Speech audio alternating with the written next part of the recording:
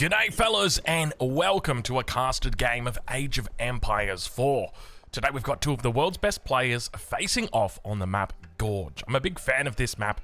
This map, typically, you're going to see a lot of action, mainly because it is so open. Even though technically you can wall off the edges of the map, the center is always going to be one of those things where it's just easy access towards the enemy. So hopefully we get to see plenty of action today. I'm looking forward, once again, to seeing some Siege. I don't know whether we're going to see too much of it. I had a little bit of a chat to Don Ardy after casting his recent game, and I asked him about Siege, and he says, to be honest, I haven't used much of it. Maybe a Trebuchet here and there and a Mangonel, but not really any Springhoods.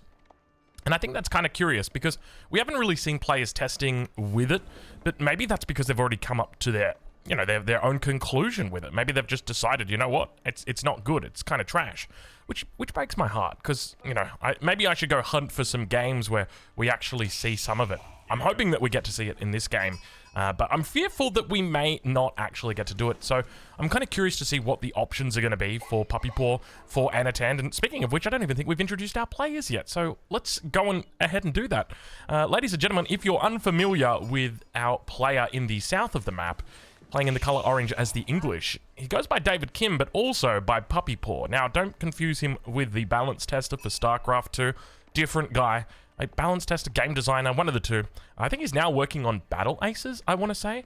I'm not 100% sure on that, but I remember it's either Battle Aces or Stormgate, and I don't remember it being Stormgate, so I'm just going to go ahead and say Battle Aces.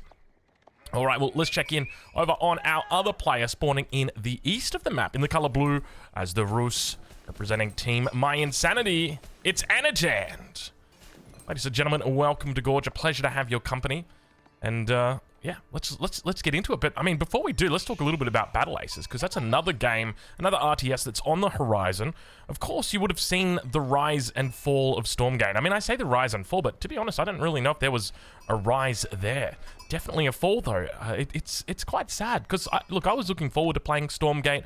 Obviously, the plan was never to 100% switch, but it's always great when there's RTS games that come out, because the way I feel about it is, you know, a rising tide lifts all boats. So if you can have a successful Stormgate, it means that Age of Empires 4 should hopefully pick up a little bit more attention because of it, because maybe people leave Stormgate and then they go, where else could I go? I enjoy this type of game. But anyway, Battle Aces is another kind of RTS game that's coming out. I don't even know if you'd really call it an RTS game, though. I mean, there's elements of real-time and there's definitely elements of strategy in there.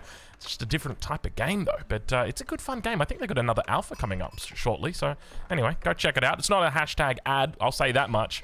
But have a look at this. A little advertisement for the power of early game scouts. Keep in mind that Anatan's got 3 scouts out on the map, so one of them's going to be collecting the sheep, bringing it back in, and the other 2 are just going to be doing a little bit of herding. He's going to try and do his best, and it's kind of funny to see him doing this, because it was actually Puppy Paw and Wham that we saw first doing this. Obviously, it was always something that people had considered, but actually going ahead and doing it, it's a little bit different.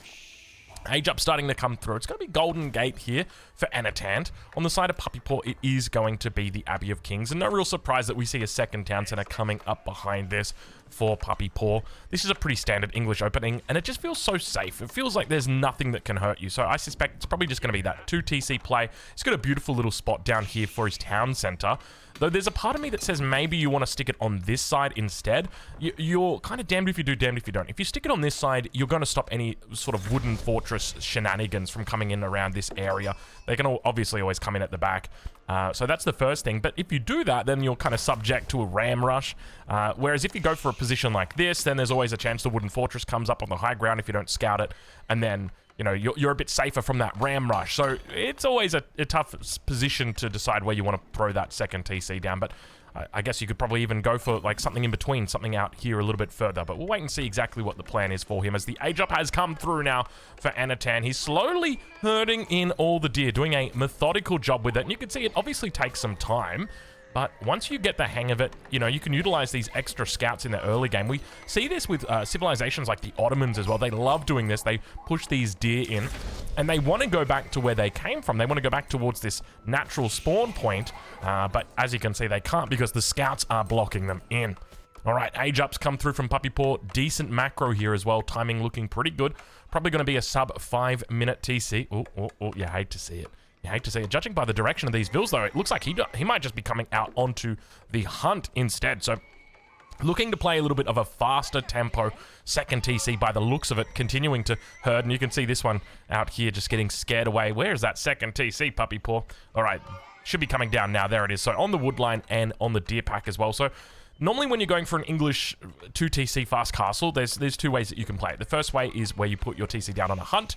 The second one is where you put the TC on the gold. If you go for a TC on the gold, normally you're going to be relying a bit more on farms. Whereas if you go for a TC on the hunt, then you are relying less on farms. So it means you're going to have a faster age up time, but it also means that you're going to need to defend your gold, you know, with an outpost or or just make sure that the enemy's not really pushing forward with their units.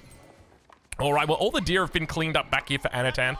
Wooden Fortress has come down for him. Which direction does he look to go? Well, judging by the amount of resources he's got in the bank here, you could argue for either way. I did see that he had a bit of wood there in the bank. Looks like he's switched it out. So he's sold some wood. I think that's what we're seeing here. So I don't really understand what's happened because he's got 100. Did he sell? He bought wood and then he sold wood, maybe? I'm not sure exactly what the ticket usage was there. It would be great if we could see like a ticket usage history. But I mean, at the end of the day, it's you know, that's probably quite low on the list of priorities of you know, ticket usage. Or maybe like how, you know, in AoE4 when someone uses the market, it could come up in like the game chat like Anatan has traded 150 gold, but for what? I don't know. Was it for food? He's actually just going to go for a fast castle here and not going to gather a single bit of gold. Does he even have a mining camp? Doesn't even have a mining camp. Doesn't even need a mining camp. Who needs gold, ladies and gentlemen? Scouts do spot out the enemy gold mine. Let's check in with Puppy Paw and see how he's doing, because he's actually going to be going into a second TC towards the front of the base, and we do see just a handful of villagers on these farms. Nice little pocketed at the moment. So normally you'd be looking at about 16 farms if you're going 2 TCs. But because of the hunt here, I suspect he's probably not going to look to play any more than this. Obviously, you're going to add in more as you go, but it just doesn't really make sense otherwise, because you're going to have so much food. You can see he's still got plenty of sheep as well under the TC, so a lot of food coming through here. You do get that faster generation or that faster gather rate with the farm, so it is nice to try and pick that up. But he does look like he manages to snipe out a enemy scout, which is always good to see. On the north side of the map, we do see the stable has come down for Anatan. Archery range as well. Don't know whether he spotted the high trade house. Well, he definitely has now. And high trade house coming up here. Bit of a weird spot. I don't know how I feel about this high trade house. What is the plan with this? Was he just kind of fearful that if he went any further away? I think that's probably the play. If you put it down here, then there's a risk that the enemy might be able to delay it. And so he might be thinking about getting up to Castle Age very quickly. What combo is he going for here? Is he going to go for a cav-only comp? I feel like you could probably go for a cav-only comp in this matchup. I mean, it's always one of those tough things. Playing against crossbow spear is never an easy time, even with full cav combo. Because you can't really mix because mangoes are bad now, right? So it's harder to mix. Only 28 trees coming in on that high trade house. Not terrible amount of gold coming through. 56 gold a minute. That'll obviously continue to rise as the minute goes on longer. Ville's going to be coming out. He's trying to wall up to the south. Puppy Paw is looking to keep this safe. Obviously knows his enemy has reached castle age, and it's only a matter of time until units begin to put pressure on this hunt. So getting this up sooner rather than later is imperative here, and this could be disastrous for Puppy Paw. He could lose early access to this hunt, and realistically, he does need to maintain access to that hunt. You can see at the moment he's only got a handful of vills on those farms. But there's no chance the walls are getting up here. Vills are going to do their best to escape. He's going to try and kite out here with the single Vill managing to loop through the middle. Well done. He's still going to go down, though. Second Vill might also go down. He's instead going to focus the king, which is probably the worst thing that you could focus in this situation, because the king is just going to heal back up to full HP, and the white tower going to be coming down. Oh, Puppy Paw, you're playing a dangerous game, my friend. Very, very dangerous. Horse Archer now coming out as well. Look at that. So it is going to be Horse Archer. Could look for the cav-only composition. Knight manages to get away on 2 HP. And second... Oh, I don't like this for Puppy Paw. I don't like this for Puppy Paw. He is going to... Yeah, okay. Definitely the right call there. And it all came down to this single scout. The fact that Puppy Paw was not able to build this wall. I mean, to be fair, you can always come around the backside and still hit this. So I think this was doomed from the beginning. The walls needed to come up for Puppy Paw a lot sooner than what they did. But the white tower was going to come down in the main base. How does this affect Puppy Paw, though? As the king, the English king, does go down, we do see the knight is now going to be... the knight is still on 2 HP. It doesn't really matter, though, because as long as he makes it back towards his base, there is going to be... there's going to be warrior monks on the map. And the warrior monks are going to... Oh, my God, look at this relentless attack now coming through from Anatan, just striking underneath the twin town centers. Manages to do a very significant amount of damage here. You might look at this and think, well, Drongo, he hasn't killed any villagers. It's not about the villager kills, brother. It is about the idle time that he is getting here. He takes out the scout as well. No +1 ranged armor. He's not going to need it here. And now underneath the town center, continuing to dish out damage here. Puppy Paw trying his best to keep his head above water. And we now see 6 vills on the stone. Could be thinking about a third TC. Might realize, you know what, I've lost a little bit too much tempo here in the early game. I was thinking about, you know, playing a 2 TC fast castle into some spearman crossbow, but now he might be thinking, well, I have to go into a third TC here. There's no way I'm going to be able to out-eco him with this, because I really needed, you know, I really needed my hunt as an example. But White Tower picking up some easy kills at the front of the base. To the back of the base, 3 horse archers together with that 2 health knight. Looking to try and take down some more workers. He does have the textiles upgrade, so he's going to be okay on the defense, and it's going to be a whole bunch of crossbows that come in. So normally the best English combo was spearman crossbow. Now, arguably, well, that's a subjective. In my opinion, I think the best English combo was spearman crossbow. Felt really good to be able to do. And that was mainly because of the extra attack speed that you got. And of course you mix things in, right? Like you mix a couple longbows in, you mix a couple of men-at-arms in, that sort of thing. But the core is going to be spearman crossbow. And the way that you would always complement that is with a couple of mangonels, because the counter to both of those units is longbows, it's archers, that sort of thing. So you would have a couple of mangonels in there just to make sure that you can deal with any longbow, archer, Jugunu kind of threat. And then the response from the enemy was typically springalds. So, excuse me. So the enemy would normally, you know, round out their comp with some springalds, and then you would get some springalds. And then it was a race to age 4 who could get there for their roller shot triggers first. So it was quite a well understood sort of game or meta that we would see. The trouble is now that mangonels aren't as good as they used to be. And with mangonels being worse, it means that archers are a little bit better. It's not so much that archers are better, it's just that they don't really have a counter in the mangonel, at least in the castle age. In the Imperial age, definitely. So, once you've picked up the extra upgrade that you get at the Siege Workshop, then definitely they're quite good. And have a look at this Anatan sniping away another relic. So that's going to be 4 in the hands of him with the 5th one right here. Second town center up towards the north. Looks like he's going to be building that economy slowly, but Puppy Paw doing a decent job of keeping those villagers alive. Obviously bringing off the low health ones and throwing them back on the farms. We can see he's now transitioning into quite a bit of farms, but you know, we talked about this earlier, and the fact that when you position your town center on the gold, it makes defending the gold a lot easier. It means that little annoying attacks like this aren't going to be happening as frequently. Whereas your town center on the forward hunt, definitely it's great for getting that speed to the castle age, but in the long run, it can hurt you by not taking advantage of the gold. And we do see that in the end, he did put down an outpost. It's on the wrong side of the gold, though, and naturally it means that these horse archers have just got that extra bit of range, 4.5 tiles. So he might lose a horse archer here, but you know, at the end of the day, as long as he's keeping his opponent off gold and then still trading out on the units, which he's doing, he's having an absolute fine time here. Springald able to take out, I think, about two horse archers in a single knight. So not a bad little trade. Third town center also going to come down here as well. We don't actually see a third TC from Puppy Paw. So interesting decision from Anatan to be going into a third TC. So I'm really liking this play. It kind of reminds me of Marine Lord's Ayyubids, where we saw him go for like a fast castle, gets out a couple camels, harasses the enemy, looks to pick up the relics, and then once he's kind of contained the enemy with his cavalry, or in his case his camels, he will go for a second and then a third town center behind it.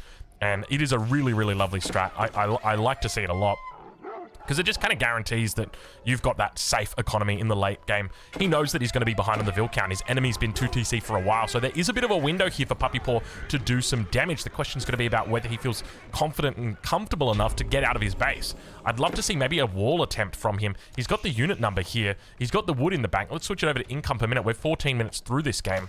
We'll take a look at how things are building for Anatan as the walls begin for him towards that top side of the map. Sacred Site in the center, going to be picked up here. Second Sacred Site's obviously already taken. Third one's still sitting uncontested at this stage, but a distinct lack of walls here for Puppy Paw. Now, walls are especially good against cavalry archers, or horse archers. Apologies, and I know I brought this up in the past. Horse archer for the Rus, cavalry archer for the Ottomans. I still don't like it. I think it's too damn close. I'm just going with Tamariots. I like that name. It's such a nice name. I feel like I'd be calling my 5th daughter to the Queen Tamariot. Am I thinking of Tamara? Is that why I'm thinking of Tamariots? Maybe that's it. I knew a girl once named Tamara. Actually, I think I've known a couple of Tamaras in my life. She was a nice girl. The one I'm thinking of. I used to work with her. She was a sweet thing. But Anyway, Tamariots, horse archers, cav archers, all that good stuff. So horse archers, obviously, they're very quick, but they've also got a decent range on them. So walls are very effective against them because walls counter fast units because it means that you can buy time to get your immobile infantry there sooner. But they also counter ranged units because ranged units don't do that base siege damage the same way that a knight does with its torch. It only shoots with its bow, and it's obviously not as effective. So it's almost like a double-pronged counter. So I'd love to see just some walls coming up around the edge, the side here, along this sort of side, and then just bringing out your units while you do that, just to make sure that your villagers aren't going to get picked off, because a player like Anatan is no slouch when it comes to picking off villagers if he spots them on the extremities of the base. And now that horse archer number going to continue to build up to 14 horse archers now in this mass, a couple longbows, and he's going to easily be able to pick this off. What's Puppy Paw's plans here? Stacking up a lot of food, only with acid, or only with the specialized pick at the moment. Why did that say shaft mining? Shaft mining? Isn't it acid? Did they change acid distillation so it's no longer acid distillation? Surely it's still acid distillation. Or maybe they just changed it. Is it actually shaft mining? Let me check. It is shaft mining. Okay, there you go. I guess acid distillation is probably not that easy to do up a little picture for. All right, Longbow's doing a decent job here. Now, Longbows are great in this matchup, so I wouldn't be surprised if we see from Puppy Paw Spearman, Spearman Longbow here. The only trouble is the spears will get picked off, so you've got to make sure that you've always got a decent amount of spears here that are going to be fighting, just in the case, you only ever want them to fight against the knights. You never want them to fight against the horse archers, because the horse archers are just going to get free picks. So you want to avoid that happening, but have a look at this on the sacred site in the east of the map as Boyer's Fortitude now comes through. A little bit of health on all of your cavalry units. Keep that in mind. 25 health on the knight, 25 health on the horse archer. If we take a look at the warrior monk, if we can find them, 25 health there. If you had any scouts out, it would also affect those. It's a flat 25 health, which is really, really nice, because it means even your low health units, like horse archers, are getting a huge bonus. It's more than 25% increase on health, which is absolutely insane. All right, give me a sec. I'm going to take a swig of my drink here. Oh, I drank it a little bit too fast. Now I got that awkward. Oh, sorry. We'll get there. All right. I'm feeling better. Okay, so Anatan's catching up on the Vil count. Keep in mind, he's only taken out 6 Vils, which might seem like a lot, but on 2 TC, it's going to be less noticeable, about a minute of TC time at 2 TCs. So, still pretty decent, but have a look at this. Is Puppy Paw going Imperial here? He's going for like a fast Imperial strat off 2 TCs? I don't know if this is going to work. Definitely it's not going to work in the situation where Anatan's got 3 TCs, because Anatan should be able to meet him, greet him, and stick it to the street him. It is going to be a tough spot here for Puppy Paw. So Puppy Paw definitely had a little bit of a window earlier where he could have pushed. I don't know what he would have pushed with or how he would have pushed. I think longbow spear with a couple men at arm mixed in, and then just like battering rams straight for the main base. But this is with Omnivision, right? We see everything, so we know that would have been the play. Whereas Puppy Paw doesn't see that. Puppy Paw doesn't know about those 2 town centers behind the enemy lines. He should suspect something is up, because his enemy's gone straight to Castle Age and has done nothing but harass him around the edge, just being annoying. And you can see these horse archers once again coming in, looking to try and pick off villagers. More units coming out here.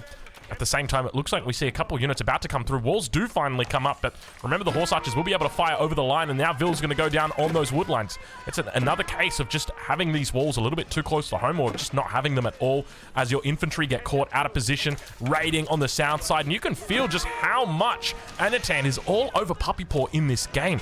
And I can't help but feel like walling is a big component of it, or the lack thereof walling for Puppy Paw. Walls are a bit expensive, right? Like, they take longer to build now. They're a decent chunk of wood, but they just save you so much in the long run. They save these villagers. You know, we've lost 11 villagers already here for Puppy Paw. It's not a pretty sight. Warrior Monk in the back of the base here. Vil's on the run, and you can see that he is in trouble. The Vil count is going to continue to fall. What's the opposite to climb? To descend. The Vil count will continue to descend down the graph until Puppy Paw reaches 0 Vils. He's impressively only lost 11 Vils recently. I don't know how he hasn't managed to lose any Vils during these migrations. I guess the Knight's just not able to pick them up, and Puppy Paw, with only a handful of spears left, brings the remainder of ranged units to the back of his base as Anatan continues to give him the GUA Classic certified runaround. More units down to the south, and Puppy Paw's control of these villages has been impeccable. 18 Vils now going down, so he's lost 7 in the last little bit. That number continues to climb, and a decent bit of damage was done there, and now Anatan will more than more than sufficiently take the lead in this game when it comes to that economic count. More horse archers in the back of the base, and it is starting to look really, really sad here for Puppy Paw. I don't know how he goes about playing this or how he goes about finishing this game. I think if you go into Wingard, maybe you can do it. So if he goes Wingard and then just goes the Treb army, so I can't remember what it's called. I think it's just called the Wingard army. Then maybe that's reasonable for him to be able to do.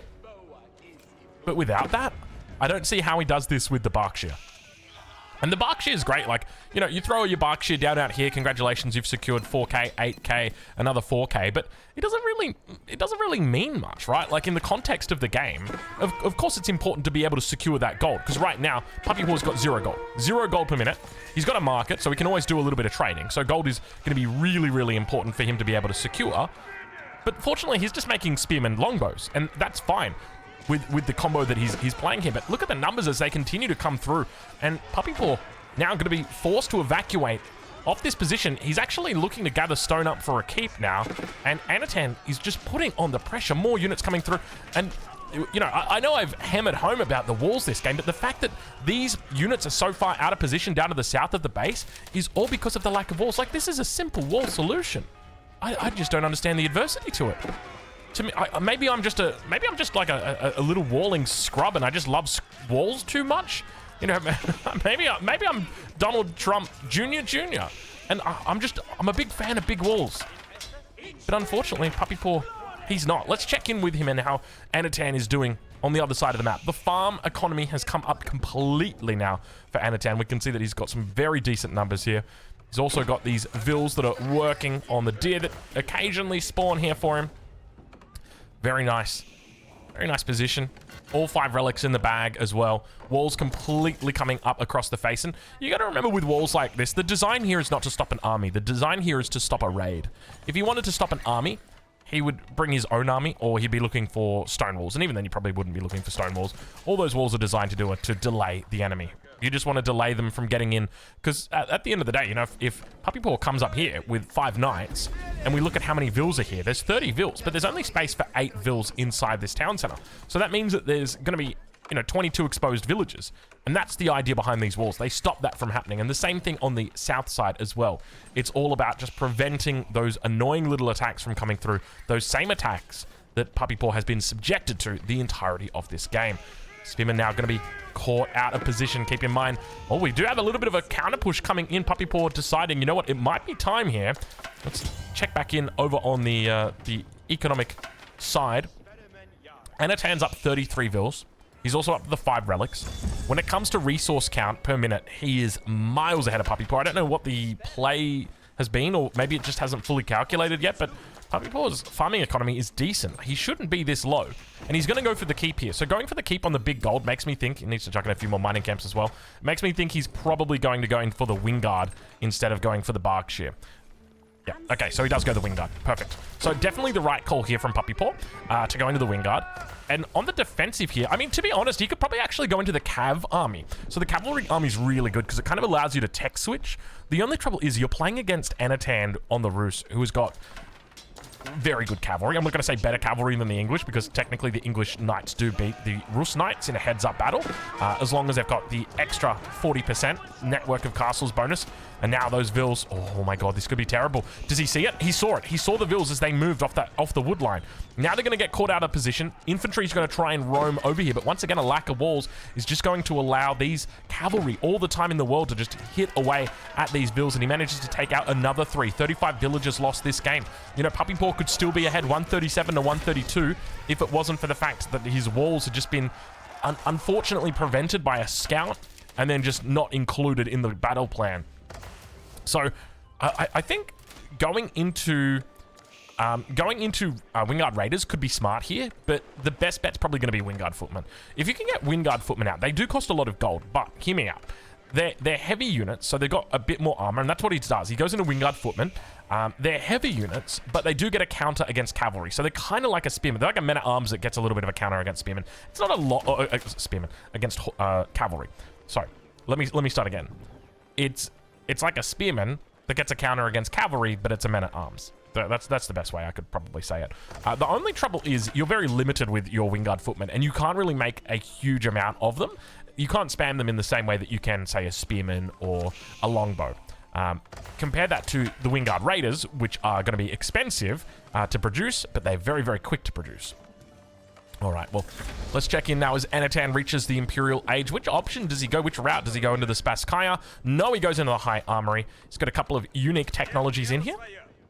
So it gets increased damage of bombards by 20%, and they also get plus 50% damage versus infantry, which is very nice. We also have Siege Crew Training, which turns the Mangonel Trebuchet and Bombard teardown speed and setup speed to instant. We get the Wandering Town, so ram damage increased by 25%, and they heal by 2 health every 1 second. And then, of course, Banded Arms, which increases the range of Springwoods by +1 tiles. Did this get reverted? This must have been reverted, because this got changed to 0.5 tiles some time ago, and they left the Mongol one untouched. But I guess they've picked this one up. Actually, no, it was from 0.5 tiles to 0.25 tiles, wasn't it? So, yeah, this must have been changed with the most recent Springwood change. That's interesting to see. I wonder if there is a world where you could play Rus Springwoods then, because that extra little bit of range is going to be very nice. Does a lot more effective damage because you're essentially going through an extra unit now in your big lineups. All right, well, now that push starting to build. Do we have our elite upgrades through? They're on the way in at the moment. Elite Spearmen also looking for +3 on that ranged attack. When it comes to our longbows, still veterancy. No upgrades for the crossbows yet either. But plate cutter point's going to give him good value on both of those units. And now Puppy Paw, 190 population, 196 for Anatan. 46 knights though. Anatan's just done such a great job of just keeping Puppy Paw down and constantly picking off units. Have a look at the destroyed value right now.